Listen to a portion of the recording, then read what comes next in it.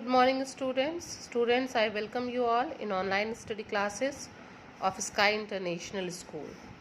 Students, today I am going to explain you history lesson number 4, creation of the Mughal Empire. ठीक है कि Mughal empire का जो creation है, की स्थापना है, मतलब किस तरीके से उसका क्रिएशन हुआ. ठीक है, मुगल एम्पायर का. So all of you, for that, open page number 33, take pencils in your hand and let's start with me. Okay. Foundation of the Mughal empire. यहाँ पे कुछ बाबर का एक लाइन, एक कोट टाइप का दिया हुआ है. देखिए, many man like us have taken breath at this spring and have passed away in the twinkling of an eye. We took the world by courage and might but we could not take it with us to the grave. कह रहा है कि बहुत से लोग हमारी तरह, आपकी तरह से इस दुनिया में पैदा होते हैं, सांस लेते हैं, कई सावन देखते हैं. ठीक है, और फिर क्या होता है, एक पलक झपकते ही, ट्विंकलिंग ऑफ आइज में वो क्या हो जाते हैं, एक समय ऐसा आता है कि वो पास्ड अवे, वो गुजर जाते हैं. ठीक है, हम सब लोग क्या करते हैं, बहुत साहस से और हिम्मत से इस दुनिया का सामना करते हैं, उसको लेते हैं. लेकिन क्या है, हम इन सब चीज़ों को अपने साथ लेके दफन नहीं हो सकते. हम सब कुछ यहीं छोड़कर चले जाते हैं. Okay students, now we will read about Babur. He ruled 1526 to 1530 CE. These words from the Babarnama tell us about the founder of the Mughal Empire, Babur. ये जो वर्ड्स हैं ये बाबरनामा से लिए गए हैं और ये हमको किसके बारे में बताते हैं, बाबर के बारे में, जो एक कौन था, मुगल एम्परर था. When Babur lost the kingdom of Fargana to warring tribes, he looked towards India to conquer new land. क्या हुआ, जब बाबर जो है वो फरगना में क्या करते हुए, ट्राइब से युद्ध करते हुए जब हार गया, उसको अपने राज्य को हार गया, तो उसकी नज़र कहाँ पड़ी, भारत पे पड़ी. और क्या करना चाहा वो, भारत पे को अपना आधिपत्य जमाना चाहा, उसको अपने अंडर में लेना चाहा. At this time Rana Sanga, the ruler of Mewar, and Daulat Khan Lodhi, the governor of Punjab, invited Babur oust Ibrahim Lodhi from the throne of Delhi. इसी समय क्या हुआ, ये बात तो अभी बाबर के दिमाग में चली रही थी कि वो भारत को अपने उसमें मिला ले. तब तक क्या हुआ कि उसी टाइम राणा सांगा जो मेवार के शासक थे और दौलत खान लोधी जो गवर्नर थे पंजाब के, उन्होंने बाबर को आमंत्रित किया. किस लिए आमंत्रित किया, दिल्ली की गद्दी पे से इब्राहिम लोधी को बेदखल करने के लिए. ठीक है. इन अप्रैल 1526 Ibrahim Lodhi's huge but ill-disciplined army met Babar's small but well-trained army at Panipat. क्या हुआ, अप्रैल 1526 CE में क्या हुआ, इब्राहिम लोधी की एक बहुत बड़ी लेकिन इल डिसिप्लिन, मतलब जो डिसिप्लिन्ड नहीं थी, सेना जो है बाबर की एक छोटी सी और वेल डिसिप्लिन, वेल ट्रेंड सेना से क्या हुआ, पानीपत के युद्ध में हार गई. Ibrahim's army was defeated at the first battle of Panipat. जब पानीपत का प्रथम युद्ध हुआ तो बाबर से क्या हुआ, इब्राहिम लोधी की जो सेना थी वो हार गई. After capturing the throne of Delhi, Babur had to deal with two powerful enemies, Rana Sanga and Rajput king of Mewar, Rana Sanga the Rajput king of Mewar and Afghan chief of Bengal Nusrat Shah. क्या हुआ, जब दिल्ली पे जो है वो बाबर का आधिपत्य हो गया तो उसके दो बहुत शक्तिशाली शत्रु हुए. कौन, पहला तो राणा सांगा जो कौन था, मेवार का शासक था, और अफगान चीफ ऑफ बंगाल नुसरत शाह जो थे, तीन, ये जो है उनके क्या हो गए, दो मुख्य शक्तिशाली दुश्मन हो गए. He inflicted a crushing defeat on the Rajputs at the battle of Khanwa in 1526. मतलब उसके अंदर एक प्रवृत्ति आ गई, वो क्या करने लगा, राजपूत किंग्स जो थे उनको, मतलब युद्ध में, कानवा के युद्ध में 1527 में वो हराया. अब उसकी प्रवृत्ति हो गई ये राजपूत शासकों को हराने की. Thereafter Babur defeated the Afghans in the battle of Ghaghra in 1528. उसी 1527 के ठीक बाद 1528 में वो घाघरा के युद्ध में किसको हरा दिया, अफगान्स को हराया. Thus he quickly established his power from Delhi and Agra to Bihar. इस तरीके से जब वो सबको हराता गया तो उसका जो आधिपत्य था, साम्राज्य था, वो दिल्ली से आगरा और बिहार तक फैल गया. Babur led the foundation of a vast and powerful Mughal empire. उसने एक बहुत ही विस्तृत और बहुत ही पावरफुल, शक्तिशाली मुगल एम्पायर की क्या की फाउंडेशन की नींव रखी. एंड डेवलप्ड, और क्या विकसित किया, Students, you all just turn the page and come on page number 34. Develop techniques of warfare. और क्या कि युद्ध की जो है टेक्निक्स को जो है उसने डेवलप किया. In 1530 he fell ill. 1530 में वो बीमार पड़ गया and passed away at the age of only 48. और केवल 48 साल की उम्र में ही उसकी मृत्यु हो गई. Humayun, the eldest among Babar's 4 sons, was proclaimed his successor. ठीक है, हुमायूं जो बाबर के 4 बेटे में से सबसे बड़ा था, उसने अपने आप को क्या किया, उसका सक्सेसर घोषित कर दिया. अगला मतलब शासक वही हुआ. अब आइए हम हुमायूं के बारे में पढ़ेंगे. हुमायूं 1530 to 1540 CE और उसके बाद 1555 to 56 CE. बीच में हो सकता है कोई दूसरा शासक आ गया हो. अब आइए हम उसके बारे में पढ़ते हैं, हुमायूं के बारे में. As the emperor Humayun fought with Sher Shah Suri, the Afghan ruler of Bihar, and Bahadur Shah the ruler of Gujarat. एक शासक के, एक सम्राट के तौर पे जो हुमायूं था, उसका युद्ध किससे हुआ, वो किससे लड़ा, शेर शाह सूरी से लड़ा जो एक अफगान रूलर थे बिहार के, और उसके बाद बहादुर शाह से उसका युद्ध हुआ जो गुजरात के शासक थे. इन 1532 Humayun defeated Sher Shah and captured the fort of Chunar. 1532 में हुमायूं ने क्या किया, शेर शाह को जो है हरा दिया और चुनार के किले को अपना आधिपत्य जमा लिया. In 1534 he attacked Bahadur Shah and captured Gujarat and Malwa. उसके बाद उसने 1534 में बहादुर शाह पे जो है अटैक किया और गुजरात और मालवा को कैप्चर कर लिया. He however failed to consolidate these newly acquired region. लेकिन क्या हुआ, वो जो है इनको सामेकित करने में, कंसोलिडेट करने में ये फेल हुआ. इस जिस नए नए राज्यों को उसने अपने में मिलाया था, जीता था, उसको कंसोलिडेट करने में वो अपने आप को फेल पाया. Sher Shah attacked and defeated Humayun's army at Chausa in 1539. और तभी शेर शाह ने फिर अटैक कर दिया हुमायूं के ऊपर और चौसा के युद्ध में जो है 1539 में हुमायूं को हरा दिया.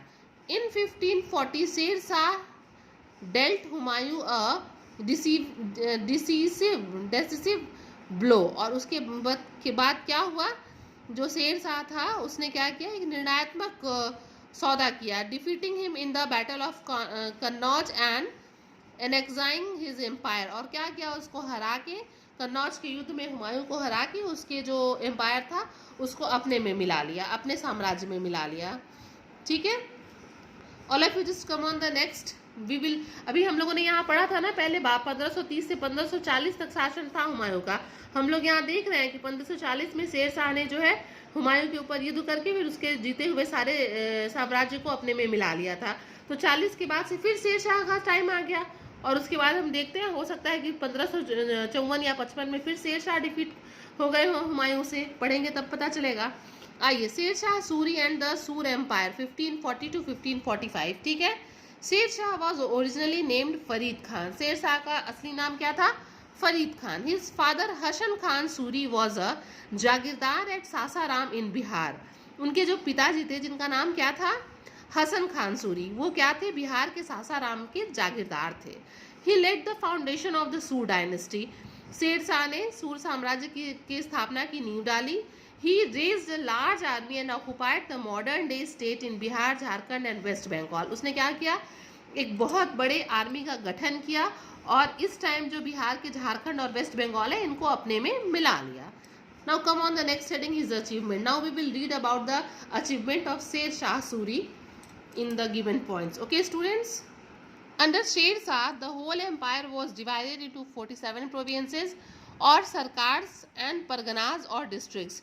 मतलब पूरे साम्राज्य को क्या किया गया था, 47 प्रोविंसेस में डिवाइड किया गया था. उसको हम सरकार्स भी कहते थे एंड परगनाज में, जिसको परगनाज को हम डिस्ट्रिक्ट कह सकते हैं. ठीक है, he duly supervise the recruitment of soldiers, maintain their descriptive roll and revived the practice of branding horses. उसने क्या किया, वो जो है पूरा रिक्रूटमेंट सोल्जर्स का अच्छे से देखता था, उनके रोल्स को देखता था और फिर उसने दोबारा पुनर्जीवित किया किस प्रथा को, ब्रांडिंग हॉर्स, दाग की जो प्रथा हमने जो इसके पहले वाले चैप्टर में पढ़ी है. ठीक है, the next point is Sher Shah also introduce the silver coin called the रुपया.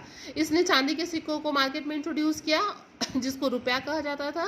Sher Shah built a network of excellent roads such as the Grand Trunk Road which connected Delhi, Agra, Multan and Sonargarh in Bengal, now in Bangladesh. ठीक है ना, उसने बहुत अच्छे road networks बनाए जिसमें grand trunk road भी आता है जो दिल्ली, आगरा, मुल्तान और सोनारगढ़ को, जो कि इस टाइम बांग्लादेश में है, उसको क्या करता था, कनेक्ट करता था. Now read about the successors of Sher Shah. Sher Shah died in gunpowder explosion during the siege of Kalinjar fort in Bundelkhand in May 1545. क्या हुआ, बुंदेलखंड में मई 1545 में जो है कलिंजर के किले में, बुंदेलखंड में है ये कलिंजर का किला, वहाँ पे एक घेराबंदी की गई और गन पाउडर बारूद के एक्सप्लोशन में क्या हुआ, शेर शाह की मृत्यु हो गई. He was succeeded by his son Islam Shah. और उसके बाद कौन शासक बना, इस्लाम शाह, जो कौन था, शेर शाह का बेटा था. Following his death in 1553, his young son Firoz came in the Sunthorn. अब उनकी भी मृत्यु के बाद क्या हुआ, 1553 में जब उसकी इस्लाम शाह की मृत्यु हो गई तो उनका जो बेटा था फिरोज, वो है गद्दी पे बैठा. He soon feeling to an assassinated plot hatched by his own maternal uncle who ascended the throne as Muhammad Shah Adil. क्या हुआ, उसके ही अंकल ने उसको असैसिनेट किया और उसकी गद्दी पे खुद बैठ के जो अगला शासक मोहम्मद शाह आदिल बन गया, जो कौन था, जो फिरोज का अंकल था. He was followed by Ibrahim Shah Suri and Sikandar Shah Suri in quick succession. उसके बाद जो है मोहम्मद शाह आदिल के बाद इब्राहिम शाह और उसके बाद सिकंदर शाह सूरी जो है वो बारी बारी से वो उसके सक्सेसर्स हुए, गद्दी पे बैठते गए. It led to the process of disintegration of the vast Sur empire. यही क्या हुआ, बहुत जल्दी जल्दी शासकों के बदलने से क्या हुआ, बिखराव हो गया, डिसइंटीग्रेशन हो गया, इतने बड़े वास्ट एम्पायर का क्या हो गया, बिखराव हो गया. अब आइए हम पढ़ते हैं revival of Mughal empire, Mughal rule. और यहाँ से क्या हुआ, पुनर्जागरण हुआ, किसका, मुगल रूल्स का. इन 1555 हुमायूं डिफीटेड सिकंदर शाह सूर and captured Delhi and Agra and thus re-established Mughal rule after an interval of 15 years.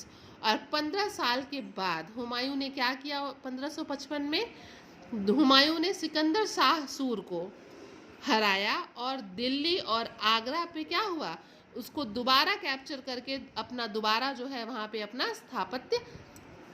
आधिपत्य स्थापित किया. He did not live long enough to recover the lost territories. मतलब वो बहुत लंबे समय तक जीवित नहीं रह पाया हुमायूं की, जिस टेरिटरीज को वो हारा था उसको रिकवर कर सके. He died as a result of a fatal fall from the stairs of his library in Delhi. क्या हुआ, वहाँ दिल्ली की लाइब्रेरी में सीढ़ियों से गिर के उसकी मृत्यु हो गई हुमायूं की. और उसके बाद अब हम देखते हैं कौन शासक हुआ. तो अगला शासक कौन हुआ, अकबर. अकबर द ग्रेट कहते हैं ना. हुमायूं's son Akbar was crowned the emperor at the age of 13. 13 साल की उम्र में ही अकबर को जो है वो शासक बना दिया गया हुमायूं के बाद, क्योंकि वही उनका सक्सेसर था. And Bairam Khan a trusted officer of Humayun became his regent. और कौन बना, जो बैरम खान था उनको क्या बनाया गया, उनका एक राज प्रतिनिधि बनाया गया. ठीक है, क्योंकि वो बहुत ही विश्वसनीय थे. The general of Mohammad Adil Shah of the Sur dynasty had captured Agra after Humayun's death. और हुमायूं की मृत्यु के बाद क्या हुआ था, जो मोहम्मद आदिल शाह था उसने क्या किया था, आगरा को कैप्चर कर लिया था. Bairam Khan led the Mughal army in the second battle of Panipat against Hemu. और पानीपत का द्वितीय युद्ध हुआ, हेमू के साथ हुआ. और the Mughal army emerged victorious and recaptured Agra. और दोबारा जो मुगल आर्मी थी उसने जीत हासिल की और आगरा पे अपना आधिपत्य स्थापित कर लिया. Soon after Akbar ended Bairam Khan's regency and took control of the government. क्या हुआ, जल्दी ही जो अकबर था उसने जो बैरम खां का जो एक राज प्रतिनिधि का पद था उसको ले लिया और खुद ही जो है गवर्नमेंट पे खुद ही कंट्रोल करने लगा. Akbar extended his empire in the following ways. अब देखिए अकबर ने अपने साम्राज्य का विस्तार कैसे किया, उसकी क्या रणनीति थी. Now come on the page number 35 and read about it. Through direct conquest, युद्ध करता था और सीधे उसको अपने में मिला लेता था अगले राज्य को जिस पे उसकी जीत होती थी. Through matrimonial alliances with Rajput princesses, क्या करता था, वैवाहिक गठबंधन स्थापित कर लेता था राजपूत प्रिंसेसेस जो थी उनके साथ. Bye winning the trust of Rajput rulers and giving them high position in the administration.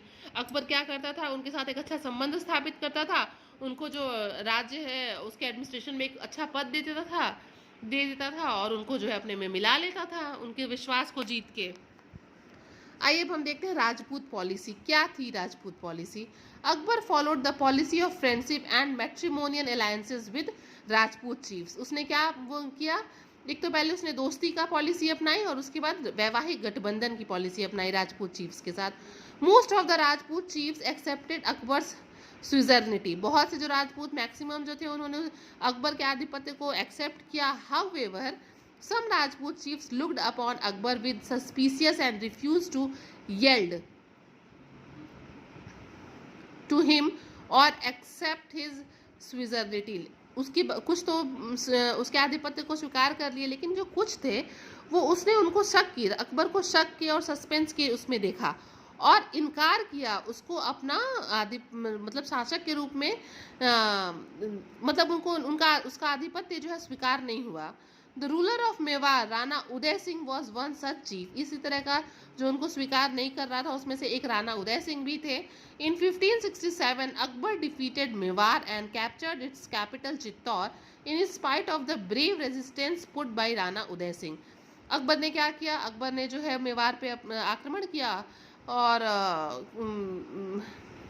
उसकी राजधानी चित्तौड़ को जो है अपने में मिला लिया। चूंकि हम जानते हैं कि राणा उदय सिंह एक बहुत ही बहादुर शासक थे, मतलब राजा थे, उसके बाद भी उसने उनको हरा के जो है चित्तौड़ पे अपना आधिपत्य स्थापित कर लिया। अब हम देखते हैं टेरिटोरियल एक्सपेंशन उसका कैसा था। After consolidating his empire in north India, Akbar sent his officers to persuade the rulers of Ahmednagar, Bijapur and Golconda to accept him as their suzerain. क्या किया उसने, नॉर्थ इंडिया में तो अपना आधिपत्य स्थापित कर लिया, सारे एम्पायर्स को समेकित कर ही लिया था। अब वो कहाँ बढ़ा, वो अहमदनगर, बीजापुर और गोलकोंडा की तरफ बढ़ा ताकि वहाँ के जो शासक थे वो भी इसके आधिपत्य को मान जाए। ठीक है स्टूडेंट्स, बट दे रिफ्यूज, लेकिन वो क्या किए, उन्होंने इनकार किया, जो अहमदनगर, बीजापुर और गोलकोंडा के शासक थे। He then waged war against Chand Bibi the queen of Ahmednagar who was defeated. फिर उसने क्या किया, फिर अकबर ने उनके ऊपर आक्रमण कर दिया, अहमदनगर की चांद बीबी जो थी वहाँ उनके ऊपर, हु वॉज डिफीटेड। ठीक है, इन 1596 Berar was annexed, Berar war annexed in 1601। Khandesh was also annexed to Mughal Empire. During Akbar's time, Bengal was a rich and fertile provinces having trade relations with South Asia and China. आप देख ही रहे, सबको हराता गया वो, सबको अकबर और सब पे अपना आधिपत्य स्थापित करता गया। और उस टाइम में, अकबर के टाइम में, बंगाल जो था क्या था, एक बहुत ही रिच एंड फर्टाइल प्रोविंसेस था, having trade relationships with south Asia and China, जिसके क्या था, एक अच्छा व्यापारिक संबंध था साउथ एशिया और चाइना के साथ। In 1574 to 76 Akbar decided to undertake a military campaign against Bengal. ये भी बंगाल के खिलाफ जो है उसने क्या किया, एक मिलिट्री कैंपेन भी की। Soon afterwards in north west Akbar conquered Kashmir in 1586। और देखिए क्या हुआ, और 1586 में उसने कश्मीर को भी कॉन्कर कर लिया। Kandahar and Kabul in 1587 and Sindh in 1590। और कंधार और काबुल पे भी देखिए उसने अपना, और सिंध पे भी अपना आधिपत्य स्थापित कर लिया। Akbar's empire in 1601 extended from Hindu Kush in the north west to Brahmaputra in the east and from Himalayas in the north to Godavari in the south. अब देखिए चारों दिशाओं में इसका विस्तार कितना ज़्यादा हो गया, हर दिशा में जो है वो हिंदुकुश से लगाए ब्रह्मपुत्र तक, और फिर यहाँ हिमालय से लगाए गोदावरी तक उसका साम्राज्य स्थापित हो गया। Akbar died in 1605। अकबर की मृत्यु कब हो गई, 1605 में। His mausoleum is situated at Sikandra near Agra. Agra के पास जो है सिकंदरा में उसका मकबरा जो है वो बनाया गया है। ठीक है, अब हम देखते हैं कल्चरल कंट्रीब्यूशन क्या था। Akbar was a great patron of art, learning and literature. बहुत बड़ा प्रेमी था कला का, साहित्य का। ठीक है, his court was adorned by 9 gems such as Abul Fazal, Faizi, Abdul Rahim Khan Khana, Todarmal, मान सिंह, बिरबल, तानसेन, हुमाम, हमाम एंड मुल्ला दो प्याजा, मतलब उसके कोर्ट में उसको नौरतन कहते हैं ना, वो नौरतन से नवाजा था उसने अपने कोर्ट को, जिसके में कुछ नाम यहाँ पे अबुल फजल, फैजी, अब्दुल रहीम खाने खाना, तोदरमल, मान सिंह, बिरबल, तानसेन, हमाम एंड मुल्ला दो प्याजा हैं। Faizi was a poet who translated the Ramayana and Mahabharata into Persian. Faizi कौन थे? ये कवि थे जिन्होंने रामायण और महाभारत को पर्सी लैंग्वेज में जो है ट्रांसलेट किया। Birbal's witticism has become a part of India folklore, while Tansen the greatest singer, हम जानते हैं बिरबल को उनकी चतुराई के लिए पूरे देश में जाना जाता है। Tansen the greatest singer of the period, Tansen कौन थे? ये उस समय के बहुत बड़े जो है एक सिंगर थे। Enriched Hindustani classical music with composition of new ragas, इन्होंने हिंदुस्तानी म्यूजिक, क्लासिकल म्यूजिक को आगे बढ़ाया और कुछ नए राग को, जैसे कि राग दरबारी आदि को वो किया, और जिसका बहुत ही, जिससे उनको अकबर से बहुत सम्मान मिला। ठीक है, ये कल्चरल कंट्रीब्यूशन था।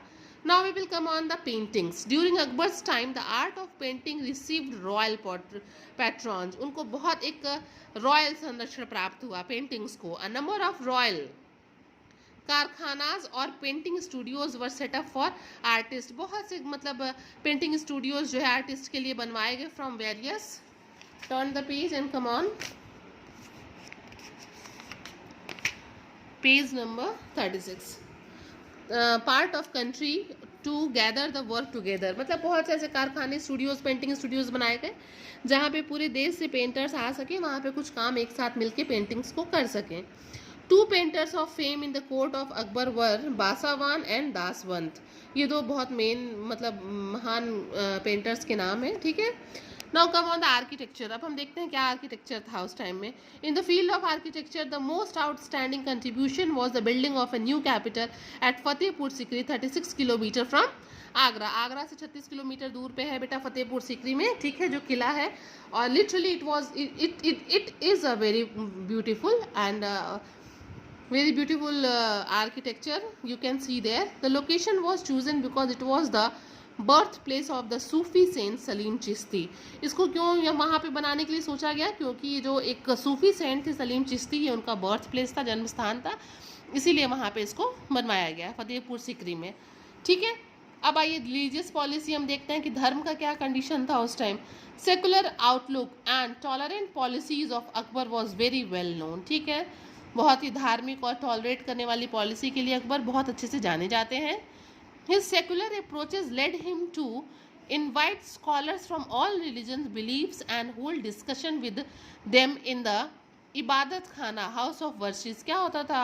वो जो है बहुत जो है जो धार्मिक लोग थे उनको बुलाना, एक जगह इकट्ठा करना अलग अलग धर्मों से, और उसके साथ जो है डिस्कस करना धर्म पे, ये बहुत उनके लिए आम बात थी। वो इबादत खाना था, हाउस ऑफ वर्शिप कह सकते हैं उसको।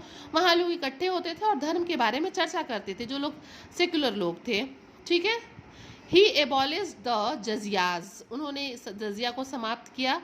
पिलग्रिमेज टैक्स को समाप्त किया, जो टैक्स लिया जाता था।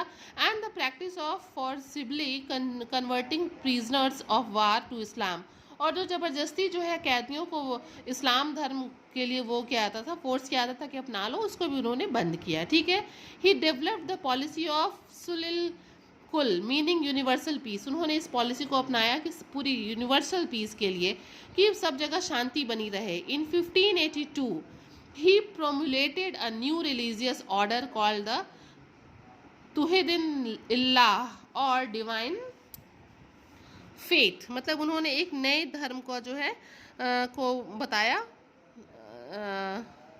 स्थापित किया, नए धर्म की स्थापना की, जिसको हम कह सकते हैं तुहिद-इ-इल्लाही, यानी कि डिवाइन फेथ। ठीक है, it was also referred to as Dine Ilahi और डिवाइन मोनोथिज्म, मतलब इसको हम दीन इलाही भी कह सकते हैं।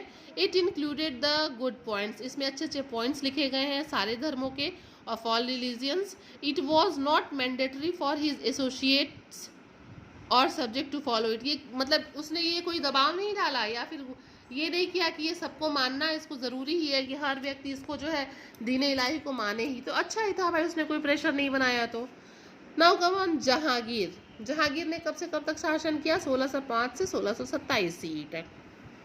आइए अब हम जहांगीर के बारे में पढ़ते हैं।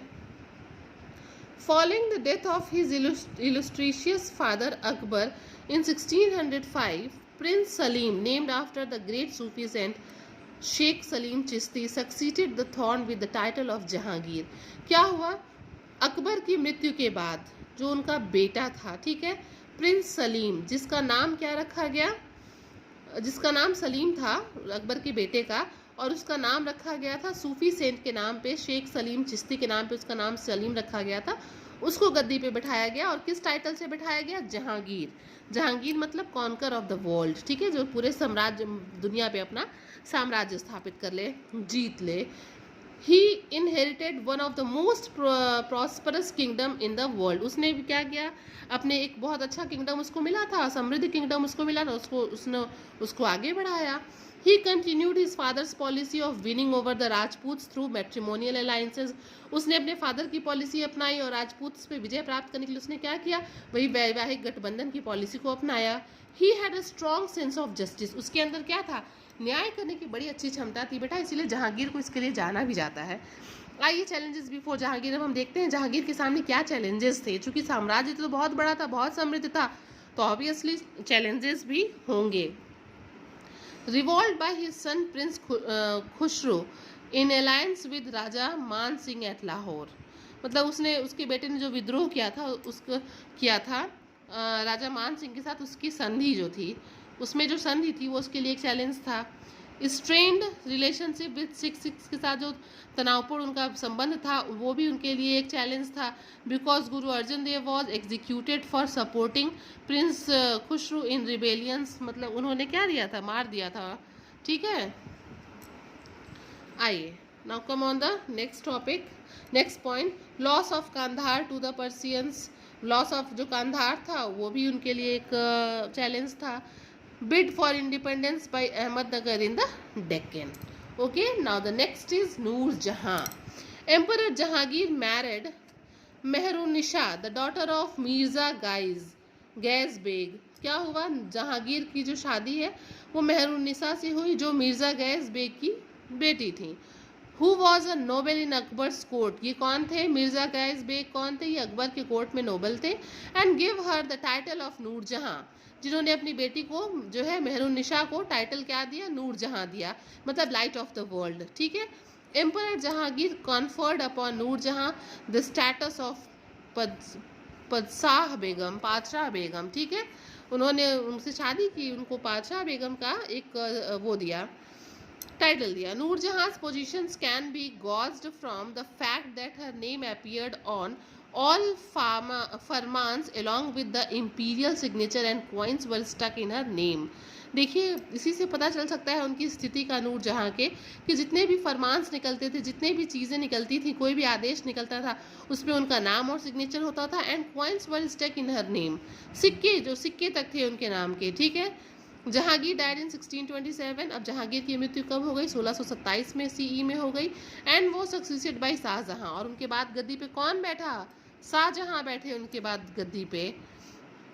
आफ्टर जहांगीर्स डेथ नूर जहां retired from court life and died in 1645।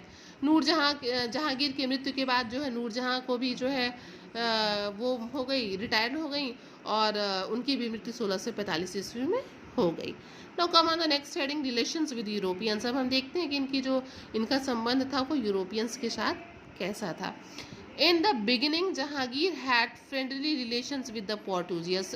प्रारंभ में तो पोर्टुगियस के साथ जो इनका रिलेशन था जहांगीर का बहुत अच्छा था। But their policy of piracy resulted in the withdrawal of concession granted to them in the first half of the 16th century.